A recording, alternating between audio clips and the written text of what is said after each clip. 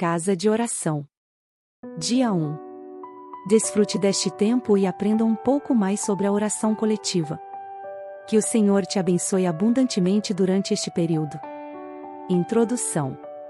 Senhor Jesus descreveu as condições do mundo por ocasião da sua volta quando profetizou: haverá sinais no sol, na lua e nas estrelas, sobre a terra, angústia entre as nações e perplexidade por causa do bramido do mar e das ondas, haverá homens que desmaiarão de terror e pela expectativa das coisas que sobrevirão ao mundo, pois os poderes do céu serão abalados. Então, se verá o Filho do Homem vindo numa nuvem, com poder e grande glória. Ora, ao começarem estas coisas a suceder, exultai e erguei a vossa cabeça, porque a vossa redenção se aproxima. Lucas capítulo 21, versos de 25 a 28.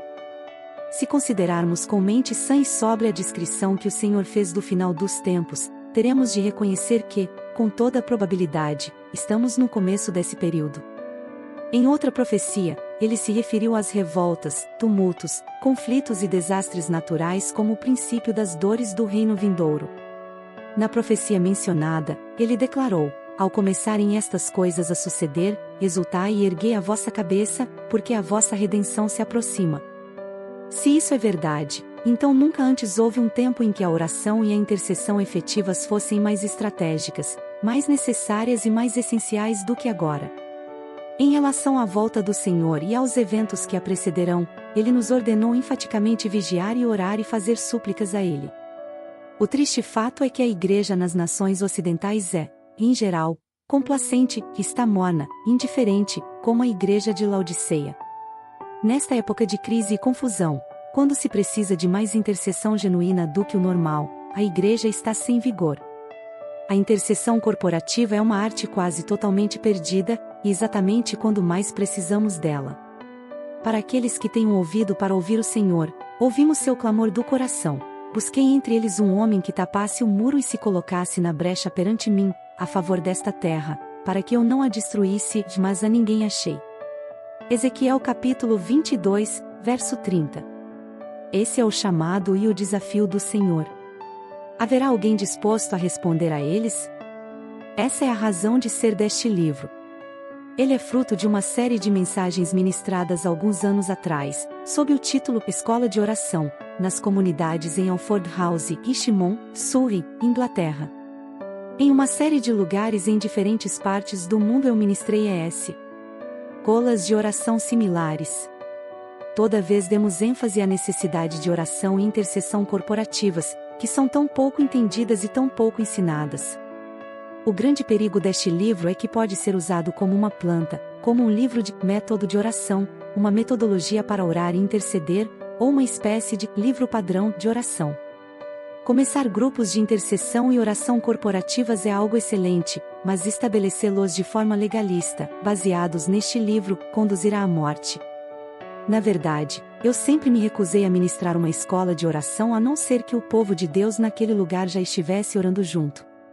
Nesses grupos sempre havia alguma experiência de oração e intercessão corporativas, por mais pobre que ela fosse. Daí as coisas ensinadas se tornavam uma poda para o que era desnecessário, uma detecção do que estava errado, um encorajamento ao que estava certo e um desafio para avançar na oração e intercessão corporativas.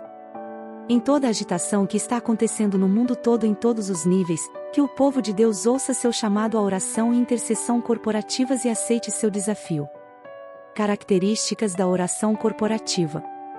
E Timóteo capítulo 2, versos de 1 a 4, antes de tudo, pois, exorto que se use a prática de súplicas, orações, intercessões, ações de graças, em favor de todos os homens, em favor dos reis e de todos os que se acham investidos de autoridade, para que vivamos vida tranquila e mansa, com toda piedade e respeito. Isto é bom e aceitável diante de Deus, nosso Salvador, o qual deseja que todos os homens sejam salvos e cheguem ao pleno conhecimento da verdade. Este livro não trata da oração particular ou pessoal, mas sim da oração corporativa, que, embora faça referências aqui e ali à oração particular, serão poucas citações. Vou me restringir ao assunto da oração corporativa, que é tão pouco compreendida e tão pouco ensinada. Sem dúvida, parece que é uma arte quase totalmente perdida. Por exemplo, quase não há nenhum livro escrito sobre a oração corporativa. Há um sem número de livros a respeito da oração pessoal e sobre a devoção particular, mas conheço apenas 3 livros sobre a oração corporativa. Um é Prayer in the Spirit, de Arthur Wallis, e mesmo esse trata mais da oração pessoal do que corporativa. O segundo é um livro de Stephen Cow, chamado Teazu S. Toprai, extremamente valioso. O terceiro é um livro de Vatmanei, chamado O Ministério de Oração da Igreja. Este é um livro simples, mas claro, sobre a necessidade de oração corporativa, e eu o recomendo veementemente. Outro livro muito valioso e útil sobre a intercessão corporativa é Helps to Intercession and Spiritual Warfare, de Pat Hughes e Gay Hyde.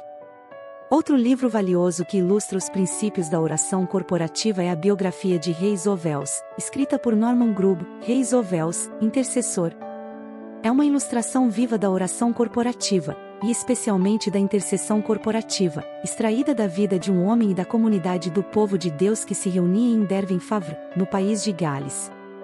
Creio ser útil definir já no início deste livro o que pretendemos dizer com os termos oração e intercessão corporativas. Fica evidente pelo uso da palavra corporativo que há a oração e a intercessão do corpo de Cristo, a Igreja. Os membros do seu corpo estão em vivo relacionamento com o cabeça, o Senhor Jesus, sob a direção do Espírito de Deus em oração sem intercessão. São necessárias, no mínimo, 2 pessoas. Podem ser 10, ou 20, ou 50, ou mais, empenhadas em oração ou intercessão corporativa. Não é possível ser corporativa se um filho de Deus está sozinho. É um fato triste que se pode contar nos dedos de uma mão os grupos, até mesmo os carismáticos, que realmente sabem como orar. E evidente, deve haver grupos que eu desconheço, mas penso que isso é uma triste evidência da perdida arte da oração corporativa. Há muitas reuniões de oração, mas há muito poucos grupos de crentes que realmente sabem como conduzir-se em conjunto em oração, sob a liderança do Espírito Santo, e como orar a respeito de um assunto até obter resposta de Deus. Os poderes das trevas têm operado tão insidiosa e poderosamente, que muitas reuniões de oração se parecem com qualquer coisa, menos com reuniões de oração. Em muitas delas a oração é anexada ao fim de um estudo bíblico. Alan Redpath costumava dizer, anos atrás, que se você mantém o estudo bíblico e a reunião de oração na mesma noite, não faz nem um estudo bíblico apropriado, nem uma reunião de oração adequada. Às vezes, são apenas 10 minutos ao final da reunião da noite. Outras vezes, dá-se uma tremenda quantidade de informações na reunião de oração e se desperdiça o tempo de oração, restando apenas 10 ou 15 minutos para orar. Há também semanas em que os crentes de diferentes congregações se reúnem para oração corporativa. No final concedem-se 45 ou 50 minutos para ministrar sobre a oração, deixando apenas de 15 a 30 minutos para orar. Nossa luta não é contra carne e sangue. Há grupos inteiros do povo de Deus que estão paralisados ou bloqueados pelos poderes das trevas, e a obra de Deus se torna extremamente ineficaz. Porque, gostemos disso ou não, a palavra de Deus nos diz: a nossa luta não é contra o sangue e a carne, e sim contra os principados e potestades, contra os dominadores deste mundo tenebroso, contra as forças espirituais do mal, nas regiões celestes. Veja Efésios capítulo 6, versículo 12. Somos orientados a nos revestir de toda a armadura de Deus e, depois de fazer tudo, permanecer firmes. E devemos empunhar a espada do Espírito e orar em todo o tempo com toda oração e súplica no Espírito. Muitas vezes pensamos que estamos encarando apenas carne e sangue. Vemos a apatia da nossa vizinhança, vemos a indiferença do povo à nossa volta, vemos alguma dureza contra todos os esforços evangelísticos. Vezes encontramos cristãos problemáticos em posições chaves, que parecem bloquear tudo. Então frequentemente concluímos que é carne e sangue que são um empecilho. Às vezes cremos que é o próprio pastor, algum outro líder na congregação ou algum filho de Deus que se extraviou de alguma forma. Nossa mentalidade é sempre carne e sangue que são a raiz do problema. É claro, o inimigo usa a carne e o sangue, mas a palavra de Deus nos diz: a nossa luta não é contra o sangue e a carne, e sim contra os principados e potestades, contra os dominadores deste mundo tenebroso, contra as forças espirituais do mal, nas regiões celestes. Espero que você tenha gostado. Até o próximo áudio e até lá, fique na paz, daquele que te amou primeiro.